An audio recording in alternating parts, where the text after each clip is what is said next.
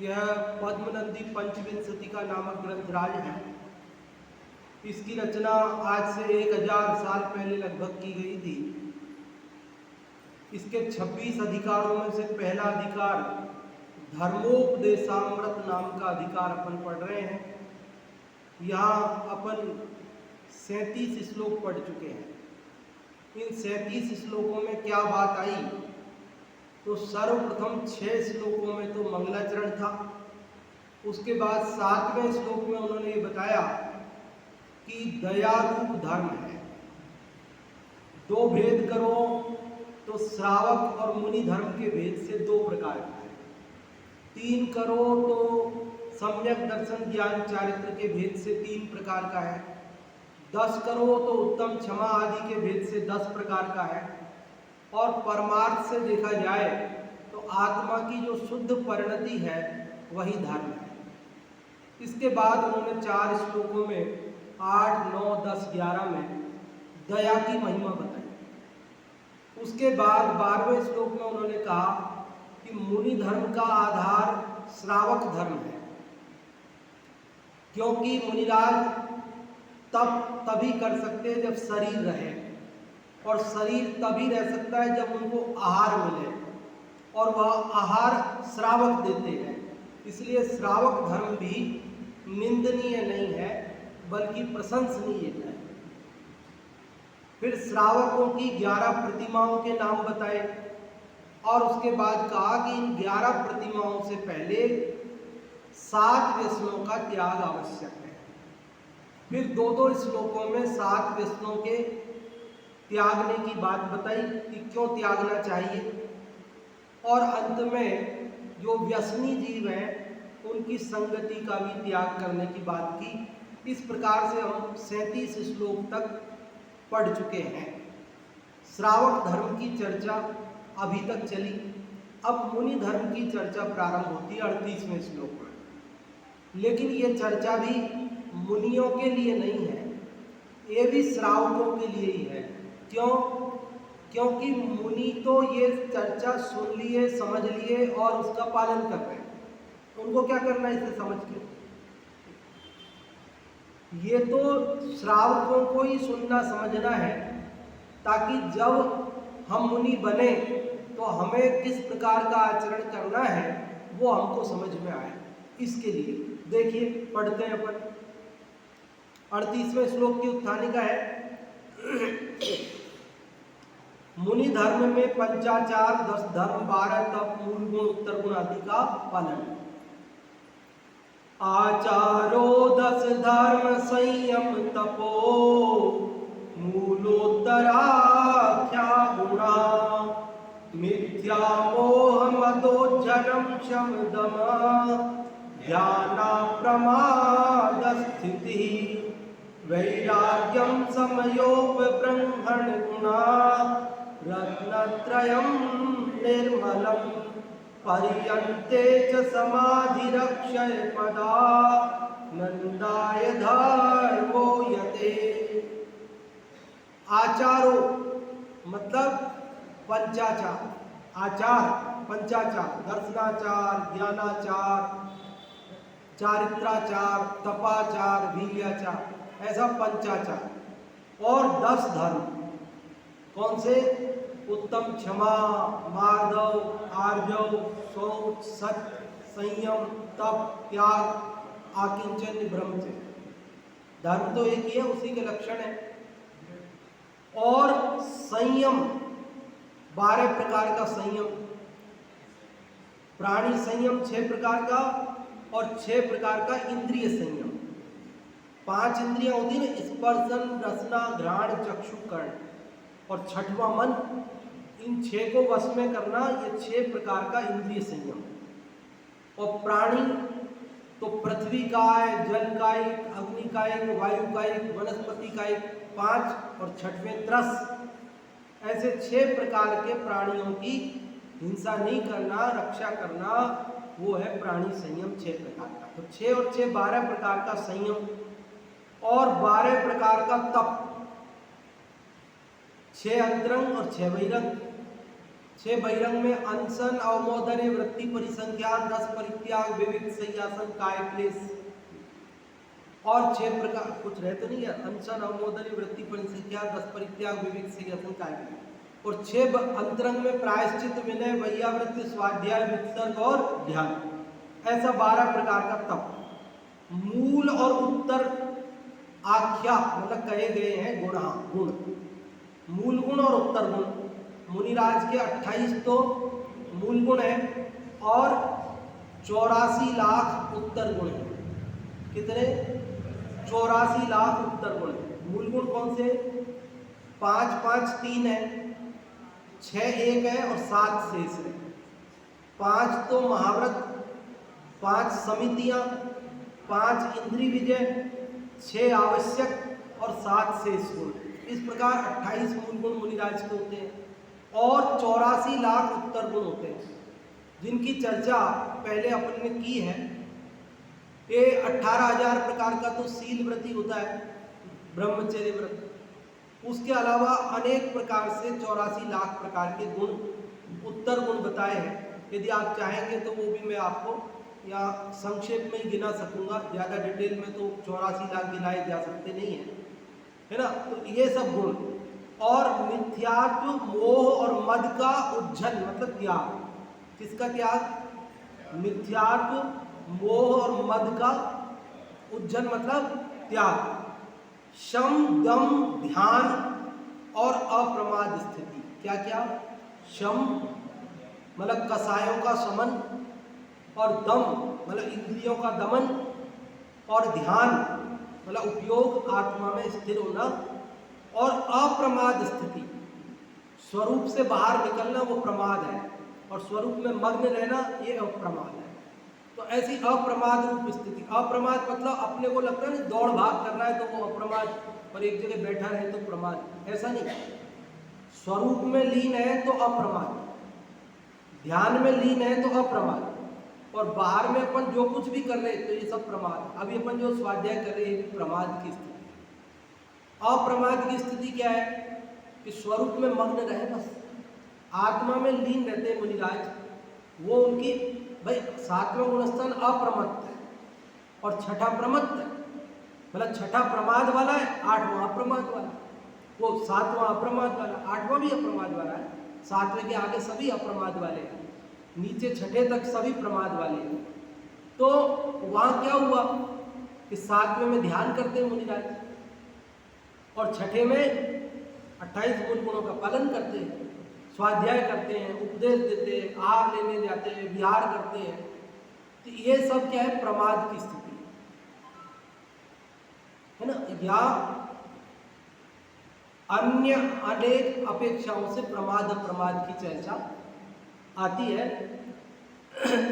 तो समझ में आ गई बात आपको? 2 लाइन समझ में आई।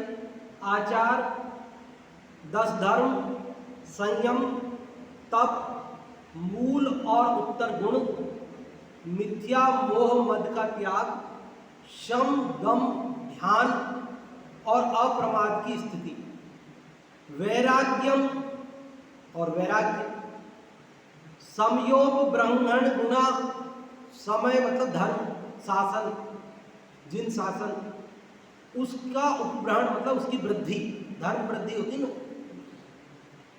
धर्म की वृद्धि, धर्म की प्रभावना, उसके गुण, रत्नत्रयम निर्मलम और निर्मल रत्नत्रय, पर्यंते मतलब अंत में, पर्यंत मतलब अंत में, पर्यंते च समाधि और अंत में समाधि। ये अक्षय पदानंदाय, अक्षय पद के आनंद के लिए धर्मो धर्म है, यते है यति का, यति का मतलब मुनिराज का, मुनिराज का धर्म है ये। क्या है मुनिराज का धर्म? बोलिए क्या है धर्म मुनिराज का? पंचाचार, 10 धर्म, 12 प्रकार का संयम, 12 प्रकार का तप, 28 मूल गुण, 84 लाख उत्तर गुण, मिथ्यात्व, मोह, मद का त्याग, शम, दम, ध्यान, अप्रमाद रूप स्थिति, वैराग्य, धर्म वृद्धि धर्म प्रभावना के गुण, रत्नत्रय की निर्मलता और अंत में समाधि। ये मुनिराज का धर्म है। और वह किस लिए है? तो कहते हैं अक्षय पदानंदाय। ये अक्षय पद के आनंद के लिए, मतलब अक्षय पद क्या है? मोक्ष। और आनंद मतलब सुख, मतलब ये मोक्ष सुख के लिए है। मुनिराज इनका पालन करते हैं किसके लिए? लोक को रिझाने के लिए नहीं। किसके लिए? यश और प्रशंसा के लिए नहीं, स्वर्ग प्राप्ति के लिए नहीं, बल्कि किसके लिए? अक्षय पदानंदाय, मोक्ष सुख के लिए। किसके लिए पालन करते हैं? किसका पालन करते हैं? समझ में आ गया ना? सरल है ना अर्थ? एक बार फिर से मैं बोलता हूं। आचार मतलब पंचाचार, 10 धर्म, संयम, तप, मूल गुण, उत्तर गुण, मिथ्या मोह मद का त्याग, शम दम ध्यान और अप्रमाद की स्थिति, वैराग्य, समयोग्रहण मतलब धर्म वृद्धि के गुण, निर्मल रत्नत्रय और अंत में समाधि, ये अक्षय पद की प्राप्ति के लिए मुनिराज का धर्म है। आप में से जो भी इसका अर्थ बताना चाहते हैं वे बताएं। हाँ जी, ये माइक ले लो। जिसको भी बताना हो वो पहले माइक ले लिया करो और फिर बोला करो। बिना माइक आपके पास आए मत बोला करो, क्योंकि ये YouTube पे जो लोग सुनते हैं ना, उनको इसमें गैप हो जाता है, उस बंद हो जाती है आवाज़ एकदम। माइक से बोलते हो तो आपकी आवाज़ भी सुनाई देती है, तो YouTube पे सुनने वालों को ऐसा नहीं लगता कि भाई कोई गैप हो गया। हाँ जी। इस श्लोक में मुनिराज जी का धर्म बताया है। आचारो मतलब पंचाचार, 10 धर्म, संयम 12 प्रकार का संयम, तप और मूल जो 28 गुण है और 84 लाख उत्तर गुण है, वे सभी, मिथ्या मोह मद का त्याग, शम दम ध्यान और अप्रमाण रूप स्थिति, वैराग्य और समय मतलब धर्म को बढ़ाने रूप धर्म वृद्धि के जो गुण हैं वे सभी, और निर्मल रत्नत्रय और अंत में पर्यंतेज समाधि और अंत में समाधि, ये सभी कुछ अक्षय पदानंदाय, अक्षय पद के आनंद की प्राप्ति के लिए धर्मो यते, यति का धर्म होता है, उन्हीं का धर्म होता है। हाँ, बहुत अच्छा बताया। अभी हिंदी वाले का पाठ करते हैं अपन। पंचाचार धर्म 10 संयम, तप अरूलोत्तर गुण खान, मिथ्या मोह तथा मद त्यागी, शब्दम अप्रमाद अरुध्यान, निर्मल रत्नत्रय वैराग्य तथा शासन वर्धत गुणवान, मरण समाधि सुशोभित मुनि धर्म, अक्षय आनंददायक जान। कि पंचाचार धर्म 10 धर्म, संयम कितने प्रकार का होता है, और तप वो, और मूल गुण और उत्तर गुण, मिथ्यात्व मोह तथा मद का त्याग, शम दम और अप्रमाद रूप स्थिति। शम क्या है? कसायों का शमन, और दम क्या है? इंद्रियों का दमन, इंद्रियों को वश में करना। और अप्रमाद स्थिति क्या है? स्वरूप से बाहर नहीं आना, वो अप्रमाद स्थिति है। ध्यान तो स्वरूप की मग्नता है ही, लेकिन उससे बाहर नहीं आना, ये अप्रमाद की स्थिति। और वैराग्य, धर्म वृद्धि के और अनेक गुण, निर्मल रत्नत्रय। रत्नत्रय कौन कौन से? सम्यक दर्शन, सम्यक ज्ञान, सम्यक चारित्र, और अंत में क्या? समाधि। ये सब मुनिराज का धर्म है। और किसके लिए? मोक्ष सुख के लिए। किसके लिए? हाँ, इसका हिंदी अर्थ यहाँ से पढ़ते हैं। आप में से कोई पढ़ना चाहे तो माइक लेके पढ़े। हाँ, पढ़ो।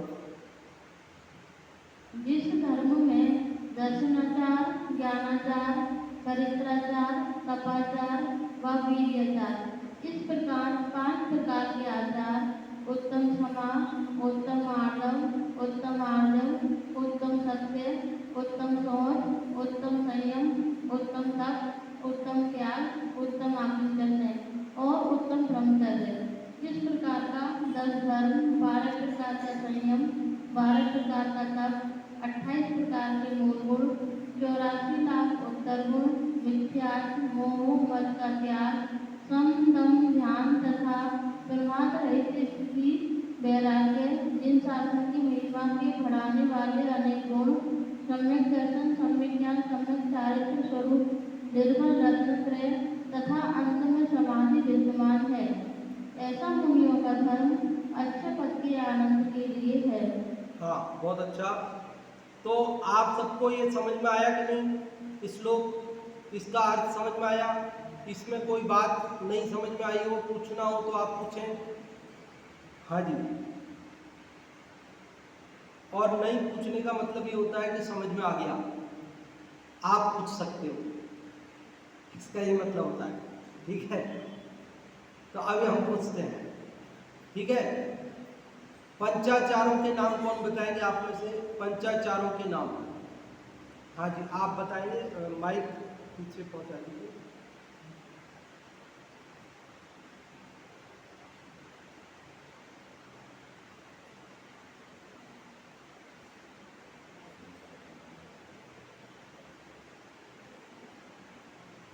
समय दर्शनाचार, समय ज्ञानाचार, समय त्यागाचार, समय तपाचार, समय वीर्याचार। वीर्याचार। इस प्रकार 5 पंचाचार है और 10 धर्म, मतलब धर्म के जो 10 लक्षण है उनके नाम कौन बताएंगे आप में से? माइक चालू कर लीजिए, ऊपर करिए बटन, 2 बार में होगा, लाल लाइट आ जाएगी। उत्तम क्षमा, उत्तम आदर, आचरण, सत्य, क्रोध, संयम, तप, त्याग, अकीर्तन और ब्रह्मचर्य। बहुत बढ़िया। और इसके बाद संयम कितने प्रकार का, कौन कौन सा, जो भी बताना चाहते हैं। संयम कितने, इधर भाभी जी बता रहे हैं, आगे माइक ले लीजिए। संयम कितने प्रकार का है, कौन कौन सा?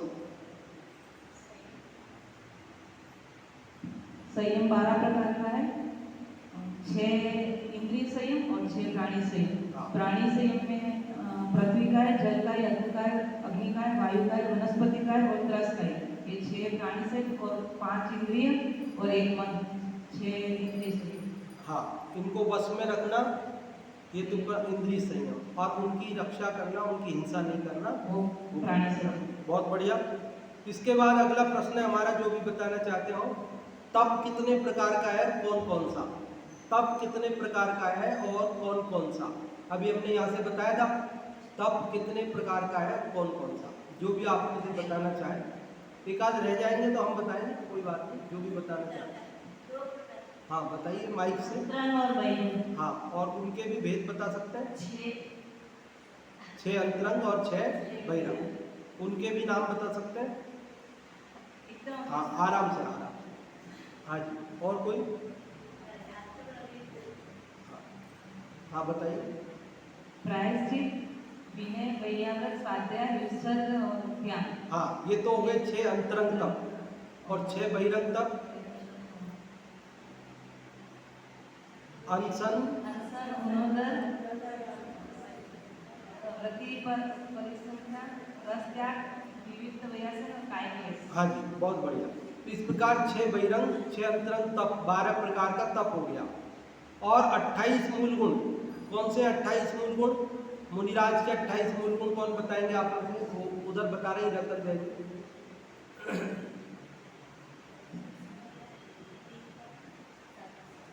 5 महाव्रत, हाँ। 5 समिति,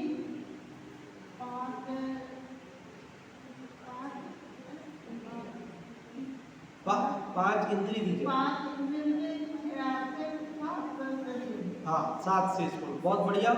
5 महाव्रत, 5 समिति, 5 इंद्रिय विजय, 6 आवश्यक और 7 शेष गुण। तो इनके भी नाम कोई बताना चाहे। 5 महाव्रत कौन से हैं, कोई यदि आप में बताना चाहे? 5 महाव्रतों के नाम, 5 महाव्रतों के नाम कोई यदि आप में बताना चाहे? हाँ जी।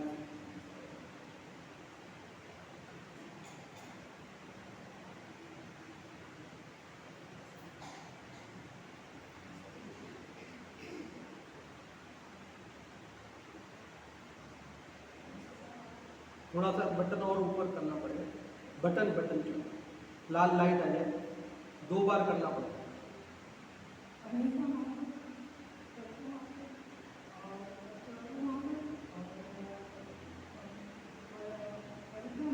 ब्रह्म, हाँ हाँ, बहुत बढ़िया। अपरिग्रह महावत पर ब्रह्मचर्य, 5 बता दिए आपने, बहुत बढ़िया। 5 समितियों के नाम कौन बताएंगे? 5 समितियों के नाम मौसी जी बताएं। हाँ आप बताइए।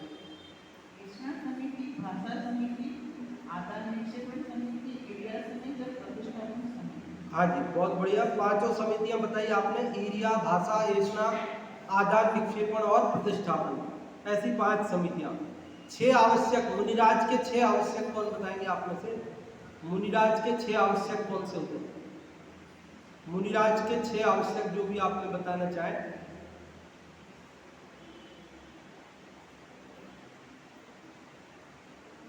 हाँ जी, मुनिराज के 28 मूल गुणों की चर्चा अपन कर रहे हैं यहाँ पर।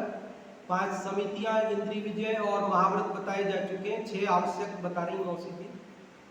समता, स्तुति, वंदना, स्वाध्याय, प्रतिक्रमण और कायोत्सर्ग। इस प्रकार 6 आवश्यक है मुनिराज के। श्रावकों के अलग हैं, देव पूजा, गुरुपास्ति, स्वाध्याय, संयम, तपः, दानम, चेति, गृहस्थानम, षट्कर्माणि।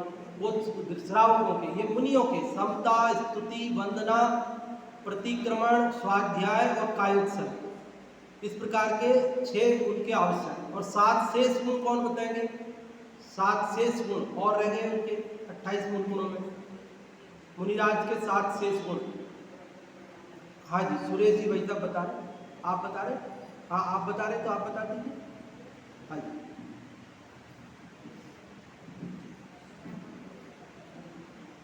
एक बार आहार लेना, हाँ जी, खड़े खड़े आहार लेना, बहुत बढ़िया। केश क्लोज, हाँ जी, दंत अदंत दोहन, अदंत धोवन, अस्नान, अस्नान,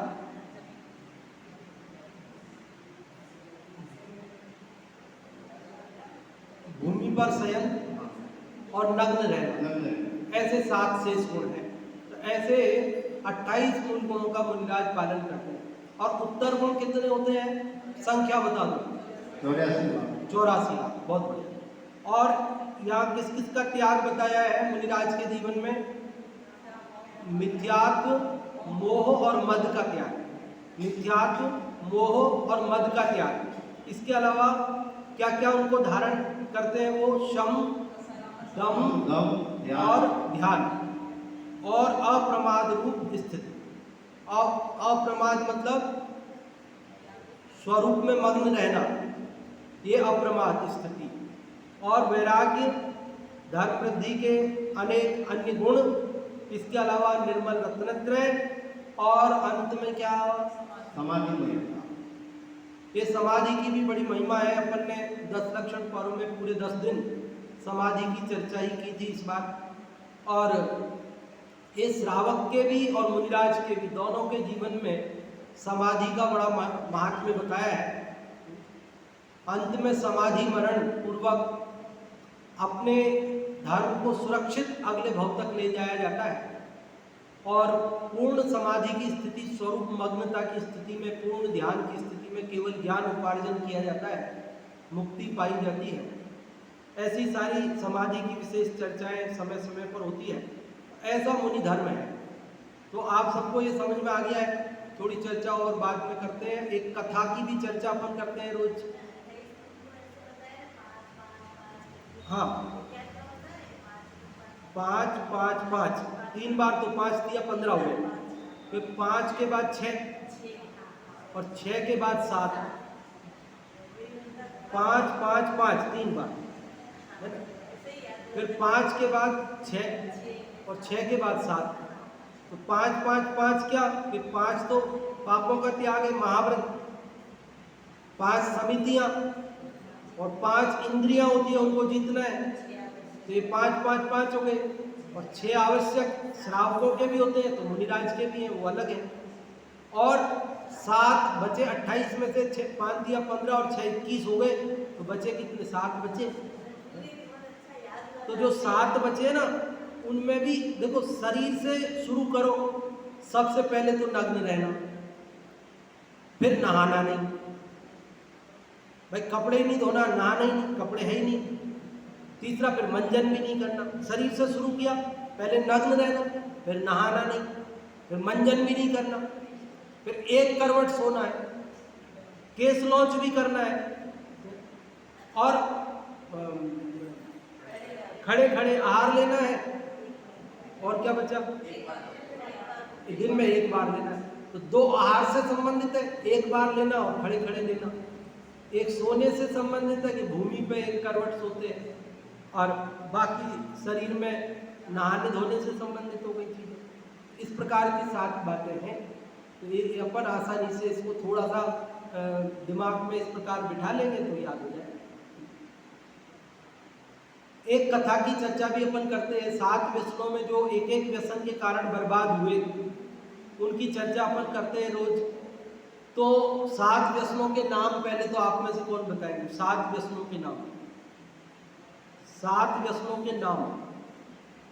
हाँ जी, कई दिनों से चर्चा चल रही, 7 व्यसनों का त्याग तो करना ही है। तो 7 व्यसनों का त्याग करना है, जिनका त्याग करना है वो 7 व्यसन कौन से हैं, उनका नाम तो अपने को ध्यान रहे। वैसे तो अन्य बहुत सारे व्यसन हैं, जितनी भी बुरी आदतें हैं, लेकिन ये 7 मुख्य रूप से बताए हैं। उनके नाम आप में से माइक किधर है? हाँ जी, कौन बता रहे हैं जिनके पास? हाँ जी,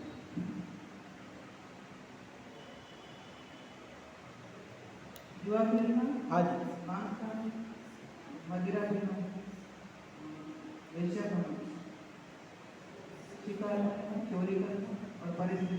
बहुत बढ़िया। ऐसे 7 व्यसन हैं, और इन 7 व्यसनों में एक एक उदाहरण दिए हैं बर्बाद होने वालों के। एक एक व्यसन का सेवन करके जो बर्बाद हुए वो तो असंख्यात जीव हैं, लेकिन एक एक का नाम यहाँ पर बताना है।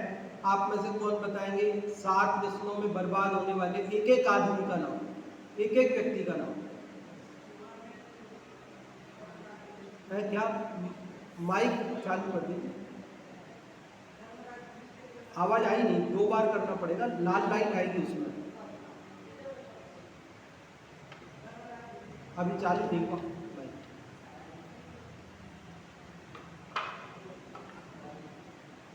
हाँ जी,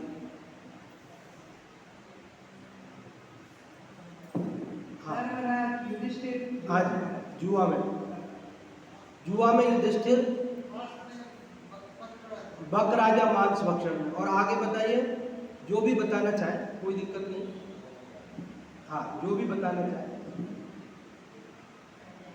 मद्यपान में यदुवंशी। हाँ बिल्कुल, यादव कुमार। और वेश्यागमन में चारुदत्त, और शिकार खेलने में राजा ब्रह्मदत्त, और चोरी में शिवभूति, और परिस्त्री गमन में रावण। अभी अपन ने सबसे पहले युधिष्ठिर की कथा समझी, उसके बाद मांस भक्षण में राजा बक की कथा पढ़ी, फिर तीसरे मदिरापान में यादव कुमारों की कथा सुनी, और उसके बाद वेश्यागमन में चारुदत्त की कथा समझी, और शिकार खेलने में राजा ब्रह्मदत्त। अब नंबर आता है चोरी का। चोरी करने में कौन बर्बाद हुआ, तो उसमें बताया है शिवभूति। अब ये शिवभूति कौन था सुनो। बनारस नगर है, बनारस के राजा थे जय सिंह। कौन थे? जय सिंह। कहाँ के? बनारस के राजा थे जय सिंह, और उनकी रानी का नाम था जयावती। क्या नाम था? जयावती। उनका एक पुरोहित था, मतलब मंत्री था, यूँ समझो आप। कौन था? उसका नाम था शिवभूति। क्या नाम था? शिवभूति। श्री भूति भी बोलते हैं, शुद्ध रूप में बोलते हैं तो श्री भूति, और शिव भूति भी बोलते हैं, दोनों नाम मिलते हैं। और उसी का एक तीसरा नाम मिलता है सत्य घोष। वो शिव भूति, श्री भूति, जिसका शुद्ध नाम बोलते थे शिव भूति, और उसने क्या कर रखा था, उसकी जनेऊ में एक छोटा चाकू बांध रखा था और ये घोषणा कर रखी थी कि मैं सदा सत्य बोलूंगा, झूठ नहीं बोलूंगा, और यदि कहीं मेरी जबान फिसल गई और झूठ निकल गया तो इस चाकू से मैं अपनी जबान काट लूंगा। इसलिए लोग उसको सत्य घोष कहने लगे थे। क्या नाम पड़ गया उसका? असल में नाम था उसका श्री भूति, शिव भूति। श्री भूति को ही थोड़ा सा शुद्ध श्री भूति और शिव भूति, और उसी को सत्य घोष नाम पड़ गया क्योंकि उसने क्या नियम लोगों को बता रखा था, क्या घोषणा कर रखी थी कि मेरे सत्य बोलने का नियम है। तो लोग उसका विश्वास करते थे और उसके पास अपनी चीजें रख देते थे। तो पद्मपुर नाम के नगर का एक सेठ आया और उसका नाम था धनपाल। सेठ का नाम क्या था? धनपाल। और उसने कहा सत्य घोष से, शिव भूति से, कि ये मेरे 4 रत्न हैं, इनको आप रख लो, मैं विदेश कमाने जा रहा हूँ और वहाँ से लौट कर आऊँगा तब आपसे ले लूँ। तो उसने कहा ठीक है, रख जाओ।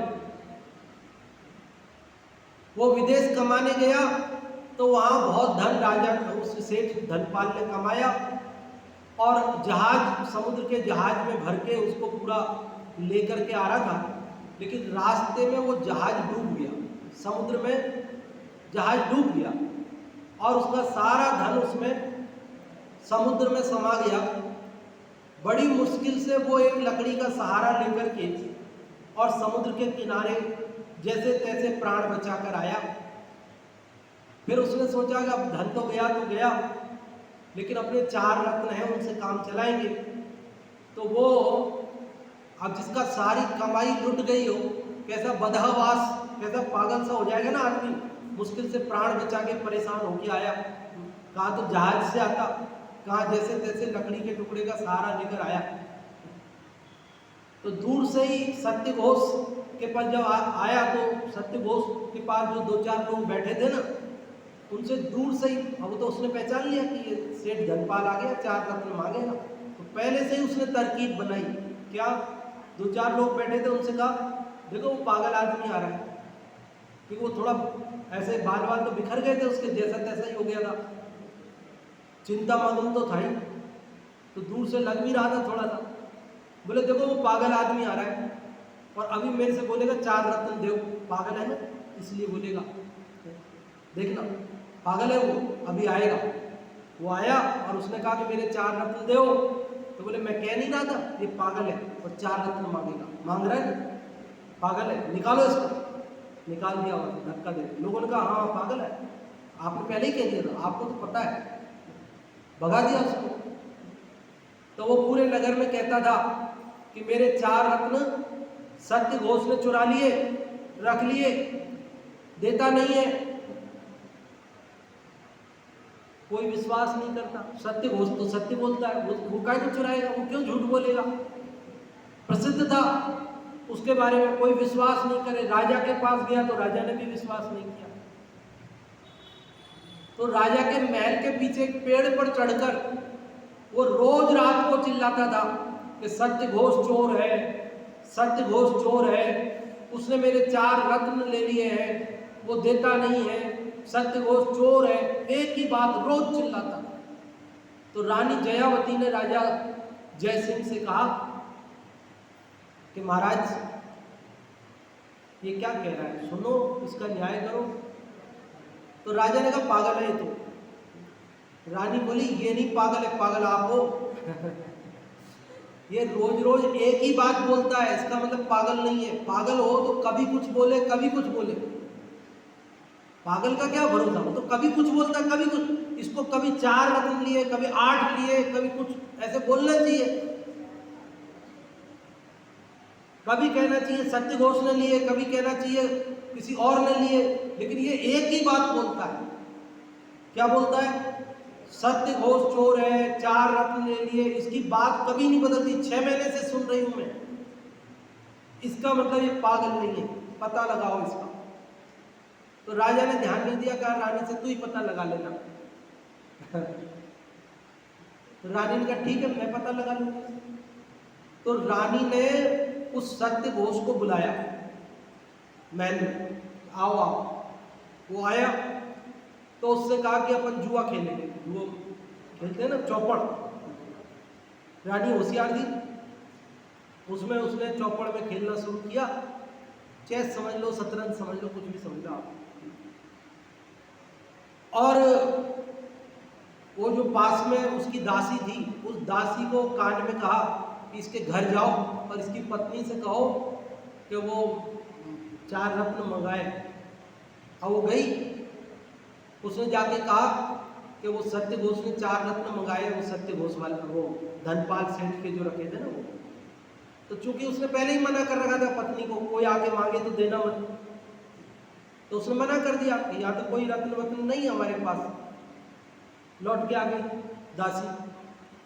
तो रानी ने तब तक क्या किया कि उसको हरा करके उसकी अंगूठी जीत ली थी। वो अंगूठी दे के भेजा कि जाओ ये लेके जाओ अंगूठी, पहचान। कहना कि सत्य घोष ने ये अंगूठी भेजी है, उसी को चाहिए, पहचान लो तुम, अंगूठी उसकी है कि नहीं है, 4 रत्न दे दो। तो दासी ने जाके फिर मांगा कि देखो ये अंगूठी भेजी है पहचान के लिए, और 4 रत्न मंगाए। तो भी उसने मना कर दिया उसकी पत्नी ने, कहा कि नहीं है हमारे पास कोई 4 रत्न, जाओ तुम। तो दासी वापस आ गई।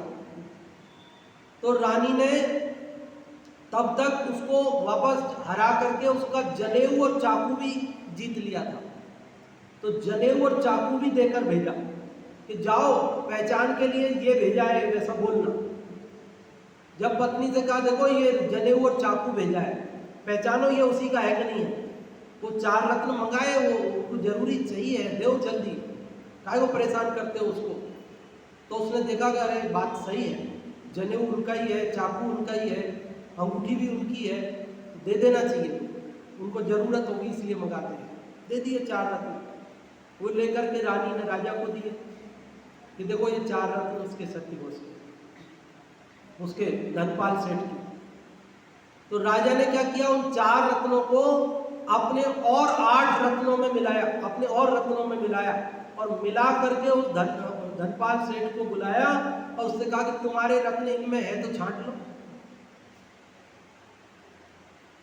तो उसने अपने 4 रत्नों को पहचान लिया, राजा के रत्नों को छोड़ दिया और अपने 4 रत्न ले लिए।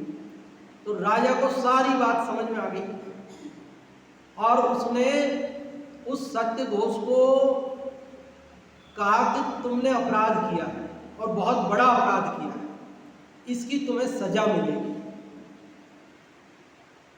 महाराज क्या सजा मिलेगी? तो उन्होंने कहा 3 सजाएं हैं, 3 सजा मिलेगी, उनमें से तुम चुन सकते हो कोई एक सजा। 3 सजा है, 3 सजाओं में से कोई एक सजा तुमको भोगनी पड़ेगी। बोले कौन सी 3 सजा है? बोले पहली सजा है 3 थाली गोबर खाना पड़ेगा, 3 थाली गोबर खाना पड़ेगा। दूसरी सजा है कि जो मल्ल है, मल्ल मतलब जो पहलवान, उनके 3 मुक्के खाने पड़ेंगे। और तीसरी सजा है कि तुम्हारे पास जितना भी धन है वो सब हमको दे दो, राजकोष में जमा करा दो। ये 3 सजा है। अब तुमको जो मर्जी हो वो चुन लो। कौन कौन सी? या तो 3 थाली गोबर खाओ, या तो 3 मुक्के खाओ हमारे पहलवान के, और या तो तुम्हारे पास जो भी धन है वो राजकोष में जमा करा। लालची आदमी होता है ना, तो धन तो छोड़ता था नहीं, क्योंकि चोरी की तो वो कहाँ धन छोड़े। उसने सोचा गोबर खाने में क्या दिक्कत है, ना तो कोई चोट पड़नी है, ना तो कोई दर्द होगा, ना तो धन छूटेगा, और आराम से छूट जाएगा पर सजा भी हो जाएगी। तो उसने कहा ठीक है मैं 3 थाली गोबर खाऊं। उसने गोबर खाना शुरू किया, लेकिन थोड़ा सा ही खाते उसका खा नहीं पाया, घबरा गया। उसने कहा साहब ये सजा तो मेरे से नहीं होगी, दूसरी वाली करता हूँ। तो कहा कोई बात नहीं, दूसरी ले लो। तो बोले साहब वो 3 मुक्के आप 3 मुक्के दिलवा दो आप। तो पहलवान को बुला करके बोले 3 मुक्के मारो इसको। तो पहलवान होते, एक मुक्का मारा तो घायल हो गया। लेकिन उसने सोचा भाई सहन कर लो, जैसे तैसे 3 मुक्के धन बच जाएगा, अपना गोबर तो कोई खा नहीं पाए। दूसरा मुक्का पड़ा तो बेहोश हो गया, और तीसरा मुक्का खाने में तो मर ही गया, तो खत्म हो गया। तो धन तो सारा छूट ही गया, तो मर ही गया, अब क्या बचा? गोबर वो खा नहीं पाया। 3 में से 1 भोगनी थी और तीनों सजा भोगनी पड़ी। गोबर भी खाया, मुक्के भी खाए, और धन भी राजकोष में जमा हुआ। लेकिन लालची था, पाप किया ही था, मायाचार किया ना, छल किया उसने, सो मर के वो सर्प बना। राजघराने के जहाँ धन रखा था ना, जहाँ पे उसका भी धन जमा हुआ था, उस खजाने में जाके सर्प बन गया वो। तो इस प्रकार से ये कथा हमें ये शिक्षा देती है कि हमें चोरी नहीं करना चाहिए। चोरी करने पर अनेक प्रकार के दंड भोगने पड़ते हैं, बदनामी होती है, इस लोक में और परलोक में दुर्गति होती है। इस प्रकार से ये कथा अपने को समझ में आती है। आप लोगों को समझ में आई कि नहीं आई कथा? आप में से कोई ये शिव भूति की कथा सुना सकते हैं? कोई दिक्कत नहीं, थोड़ा बहुत कुछ रह जाए तो जितना आप बता सको। कोई आप में से शिव भूति की कथा बता सकते हैं तो बताओ। इस श्लोक के बारे में तो मैंने पहले पूछ लिया आप लोगों से, बस कथा ही पूछेंगे आप। हाँ जी। शिव भूति सत्य के लिए प्रसिद्ध है। हाँ, और सबका दिल जीत के सत्य से करता है। बिल्कुल। तो एक दिन एक सेठ ने उसको 4 रत्न दिए, 5 कमाने को गए। वहाँ कमाया और वहाँ कमा के बहुत सारा धन लाया, और जांच में आ रहा था, जांच पलट गया, सब धन रह गया हाँ, पानी में। और आके उसको उससे मांगा 4 रत्न। तो उसने कहा कौन से रत्न मेरे को नहीं। बिल्कुल। तो फिर पहले तो वो आया तो एकदम बाल बिगड़े पागल जैसा था, और सत्य बुद्धि के यहाँ 4 जने बैठे थे, 2-3 जने। तो उनको कहा ये पागल आ रहा है, इधर से 4 रत्न मांगेगा और उसको पागल को निकाल देना। तो उसने वही क्या आके मांगा। तो उसने कहा कि देखो ये पागल है, ये मैंने कहा ना ये 4 रत्न मांगेगा, ये मांग रहा है, इसको मैं निकालो। तो उसने निकाल दिया। तो फिर वो राजा के वहाँ घर के पास बैठा, पेड़ के ऊपर बैठा, और वो रात को बोलता था कि मेरा 4 रत्न नहीं। तो रानी ने कहा कि ये देखो राजा, ये बोल रहा है ये सर, ये कुछ तो है इसमें बोल रहा है। राजा बोला ये तो पागल है, इसका ध्यान नहीं देना। रानी बोली पागल हो तो अलग अलग बात करता है, एक ही बात कर रहा है कि इसने 4 रत्न दिए, 4 रत्न दिए। तो राजा ने कहा रानी को तुम ही इसका समस्या का हल करो। तो रानी ने फिर वो शिव भूति को ये चौपड़ खेलने को बुलाया। तो फिर एक बात उसने अंगूठी जीत गया, और राशि को अंगूठी देके शिव भूति के पत्नी के पास गया और कहा कि ये देखो उसने अंगूठी भेजा और रत्न मंगा रहा है। तो उसकी पत्नी को पहले से शिव भूति ने कहा कि किसको देना मत आया बाद में। तो उसने कहा नहीं यहाँ पे 4 है ही नहीं, रत्न कोई भी रत्न नहीं। फिर वो रानी वापस उसको दूसरा लगाया, हार वगैरह, चाकू ये सब। तो फिर वो सब दासी को भेजा कि ये देखो ये चाकू ये सब उसका है। तो हाँ, तो फिर उसकी पत्नी बोली हाँ चाकू और अंगूठी सब भेजा तो शायद होगा, उन्होंने भेजा होगा। फिर उसने दे दिया रत्न ला के फिर दिया। फिर रानी ने राजा को दिया। राजा ने उनका रत्न और ये 4 रत्न मिला के फिर उसको सेठ को कहा कि देखो तुम्हारा रत्न कौन सा है। उसने फिर अपना रत्न ढूंढ लिया 4 रत्न। फिर राजा ने शिव भूति को सजा बोला 3 सजा है, उसमें से देखो कौन सा एक तो 3 थाली गोबर और दूसरा 3 मुक्के और हाँ और तीसरा सब धन वो सब हमारा है। फिर उसने कहा 3 थाली गोबर खा लूँगा ठीक है। फिर वो 3 थाली गोबर रखा तो उसको थोड़ा खाया और उसको खाने को वही नहीं। फिर वो सोचा 3 मुक्के खा लूँगा तो पहला मुक्का खाया तो घायल हो गया। फिर उसने दूसरा मुक्का खाया तो बेहोश हो गए। फिर वो तीसरा खाया तो मर ही गया और मरने के बाद वो सब धन तो राजा ने लिया तो उसका धन भी गया और मरण भी हो गया। बहुत बढ़िया। तो इस प्रकार से शिव भूति की कथा की चर्चा चोरी व्यसन में जो बर्बाद हुए उनकी अपन ने की और यहाँ आज 38वें श्लोक में मुनि धर्म की चर्चा भी की। अगला श्लोक और अगली कथा की चर्चा अपन कल करेंगे।